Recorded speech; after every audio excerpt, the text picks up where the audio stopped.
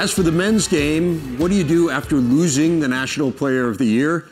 In the case of Ohio State basketball, you get better. Evan Turner departed Columbus early for the NBA, leaving as the Conference Player of the Year and the only player in Big Ten history to finish in the top 2 in the conference in scoring, rebounding, and assists. So how did the Buckeyes fare without him? Well, for a while anyway, they were literally unbeatable. 2010-2011 Buckeye season started out spectacular. Nice entry pass. Sullinger with the finish. Grown accustomed to that already.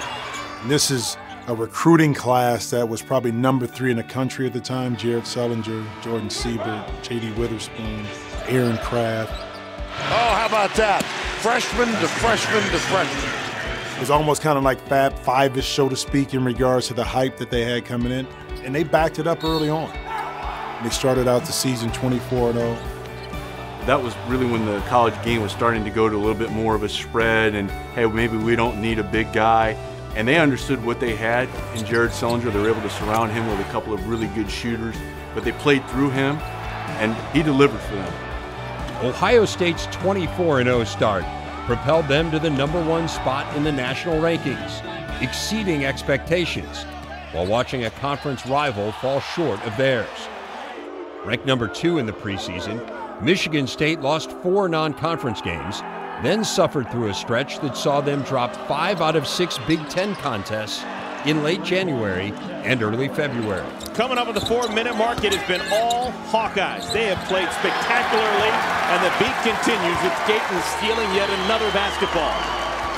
How do you handle success? How do you handle previous success? Can you bring it back and actually outperform the expectations that you have upon yourself and what you did the previous year? And I think those expectations heaped upon that particular Michigan State team was a burden I don't think they carried well.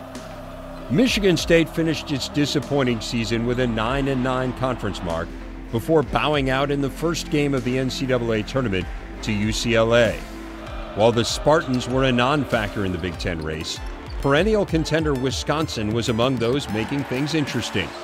The Badgers took an 18-5 record in a top 15 national ranking into a mid-February showdown with the undefeated Buckeyes. It's danger time right now for Wisconsin. And not built to come back from a big deficit. And there's Sullinger with a great catch off the beat of 2. Down 15 in the second half, Wisconsin rallied for the stunning upset. They were down 15, Dave. Nankivell doesn't wait and buries the 3. Nothing like threes, baby. That can change the game quickly. It was just the Badgers' second win ever over a top-ranked team, and we were on the Kohl Center court once the sea of humanity cleared. Wisconsin coach Bo Ryan joining us now after a historic win for the Badgers. I mean, first time since 1962. I think you can trot out the word historic for this win, Coach. How about that for a Saturday afternoon entertainment when your parents are paying for tuition and room and board, and they look and they see their sons and daughters out there? That's a pretty good deal. Wisconsin won 25 games and extended its streak of top 4 Big Ten finishes to 10 straight years, eventually losing to Butler in the Sweet 16.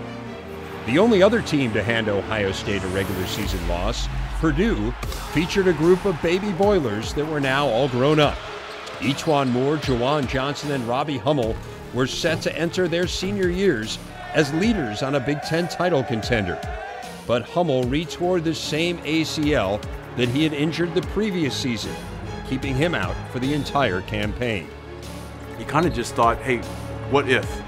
What if Robbie Hummel wouldn't have had that injury against Minnesota? And then what if he wouldn't have had that injury in the preseason and that team was able to stay together, not just to mature together, but also to learn how to deal with adversity together as a full unit.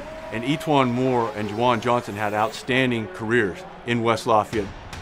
Purdue finished second in the Big Ten and won 26 games before being upset by VCU in their second game of the NCAA tournament, ending the collegiate careers of 2 of the 3 baby boilers. Juwan Johnson, Robbie Hummel, E'Twaun Moore brought more than just wins. They brought hope. They brought excitement. it brought credibility in regards to national attention.